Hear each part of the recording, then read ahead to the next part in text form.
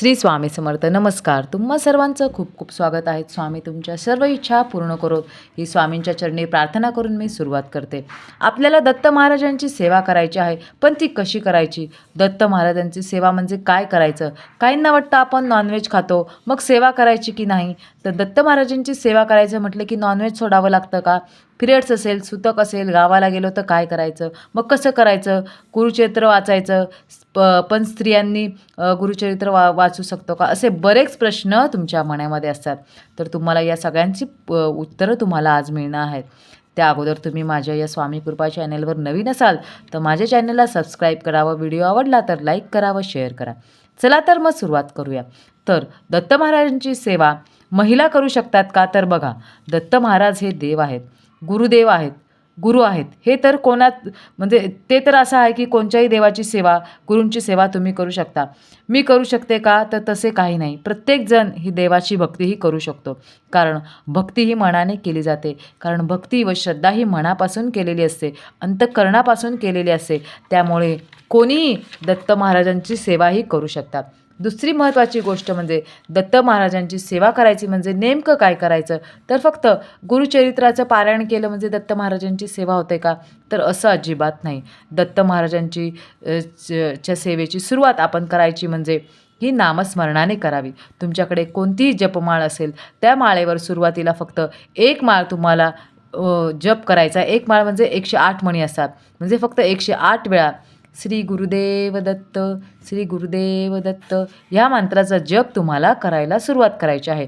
जे वेळेला तुम्ही या मंत्राचा जप करायला सुरुवात कराल त्या वेळेपासून आपण दत्त महाराजांच्या जवळ जाण्यास आपली सुरुवात होईल. आपली जशी जशी सेवा सुरू होईल तशी तशी आपल्याला सेवेची गोडी लागेल व तुम्ही हळूहळू दत्त महाराजांच्या पुढील सेवांना तुम्ही सुरुवात करू शकता. गुरुचरित्राचं पारायण केले म्हणजे फक्त दत्त महाराज आपल्याला पावणार का? त्यांची कृपा आपल्याला होणार का? तर तसे काही नसते. आपण सुरुवात नामस्मरणापासून करा. नामस्मरणापेक्षा दुसरी मोठी सेवा ही कोणतीच नाही. तुम्ही कोणीही असाल, म्हणजे मुलगा आहे, मुलगी आहे, वयस्कर आहात, विधवा स्त्रिया आहात, पण लग्न झालेले आहात, लग्न झालेले नसेल तर कोणीही तुम्हीही सुरुवात त्याची करू शकता. आपण नामस्मरणापासून सुरुवात करा. ज्या वेळेला तुम्ही श्री गुरुदेव दत्त या मंत्राचा जप कराल त्यावेळी तुमच्या आयुष्यातल्या ज्या काही अडचणी आहेत त्या हळूहळू सुटताना तुम्हाला बघायला मिळतील. तुमच्या मुलांबद्दलचे प्रॉब्लेम असतील, तुमच्या घरामध्ये व्यसन आहेत ते कमी होताना बघायला मिळेल. तुमच्या घरात भांडणे आहेत, आजारपणे आहेत, बाहेरील बाधा आहे, या सगळ्या गोष्टी तुम्हाला हळूहळू सुटताना दिसणार आहे. नामस्मरणाची सेवा केली की तुम्हाला प्रचिती यायला सुरुवात होईल. आता नामस्मरण करायचं, फक्त नामस्मरण करायचं म्हणून करायचं म्हणजे चालता फिरता नामस्मरण करायचं का? तर असं नाही. फक्त रोज एक माळ जप करा, पण देवासमोर बसा, दिवा लावा, अगरबत्ती लावा व मग नामस्मरण करा. म्हणजे तुमच्याकडे समजा माळ नसेल तर काही हरकत नाही, घड्या लावा. तुम्हाला एक 5 मिनटं किंवा 10 मिनटं रोज नामस्मरण करा. रोज अर्धा तास करा किंवा रोज महाराजांचा 1 घंटा करा.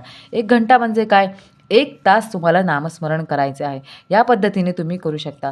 किंवा देवासमोर तुम्हाला अगरबत्ती लावा व ती अगरबत्ती संपेपर्यंत श्री गुरुदेव दत्त, श्री गुरुदेव दत्त या मंत्राचा जप करा. ही सर्वात साधी आणि सोपी सेवा आहे.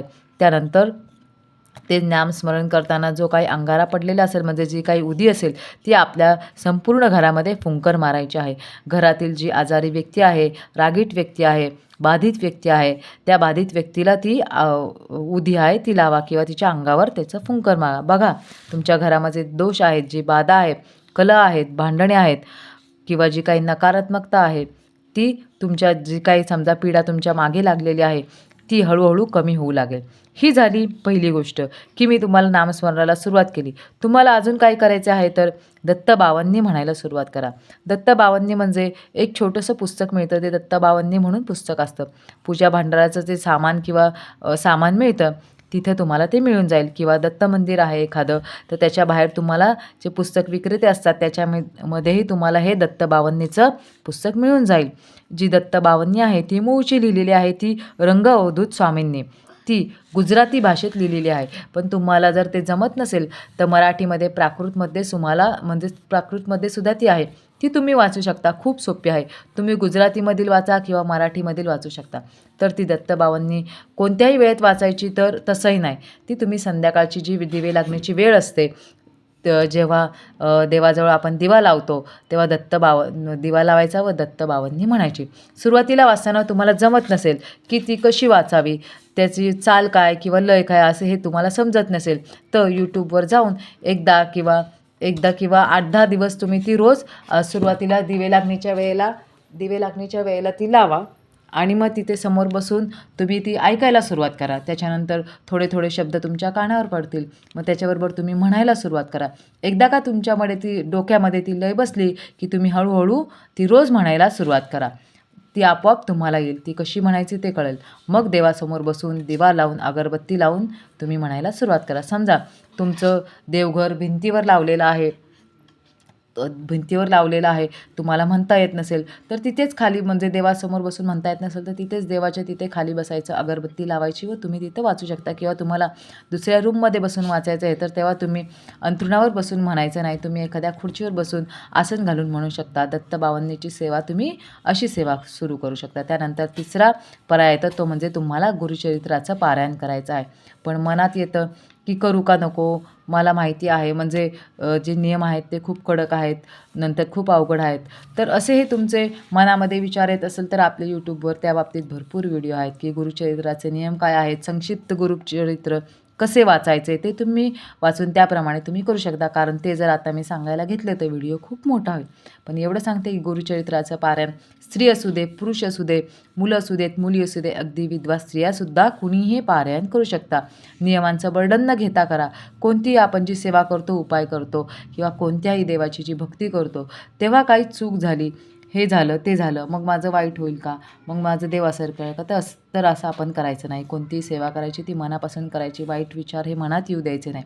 जे काही वाईट होतं ते आपल्या कर्मांनी होत असतं. अगदीच तुम्हाला गुरुचरित्राचं पारायण करायचं असेल तर बाहेरच्या दुकानमध्ये म्हणजे जिथे देवाचं सामान मिळतं तिथे तुम्हाला तो ग्रंथ मिळून जाईल. त्याची तुम्ही सुरुवात करू शकता. तो थोडासा मोठा आहे, त्याला थोडा वेळ लागेल. पण दिंडोरी प्रणीत स्वामी समर्थ मठामध्ये जो काही गुरुचरित्राचा ग्रंथ मिळतो तो थोडासा छोटा आहे, त्याला कमी वेळ लागतो. त्याचंही तुम्ही पारायण करू शकता. दोन्ही ग्रंथांमधलं कुठलाही एक ग्रंथ वाचन केलं तरी चालणार आहे. दत्त महाराजांची सेवाही तेवढीच घडणार आहे. फळ हे दोन्हींचे सेमच मिळणार आहे. जर तुम्हाला गुरुचरित्राचं पारायण करणं जमत नसेल तर तुम्ही गुरुचरित्रातील 14वा 18वा अध्यायाचं छोटंसं पुस्तक मिळतं, ते वाचायला सुरुवात करा. गुरुचरित्राचा 14वा व 18वा अध्याय का वाचायचा, कसा वाचायचा याचे सुद्धा व्हिडिओ आपल्या चॅनलवर आहेत, ते तुम्ही पाहून सुरुवात करू शकता. आता महत्त्वाचं राहिलं ते नॉनव्हेज खायचं की नाही. तर सेवा आपल्याला आपल्या स्वार्थासाठी करायची आहे. स्वतःसाठी आपण ही सेवा करत आहात. मग आपल्याला आपल्याच फायद्यासाठी मांसाहार आपण सोडू शकत नसाल तर विचार करा. पण दत्त महाराजांची सेवा करत असाल तर मांसाहार करू नये. तुम्हाला मनाला वाटेल ती सेवा तुम्ही करू शकता किंवा ज्याप्रमाणे सांगितले आहे टप्प्याटप्प्याने तुम्ही सेवा करू शकता व दत्त सेवेला तुम्ही सुरुवात करू शकता. नमस्कार.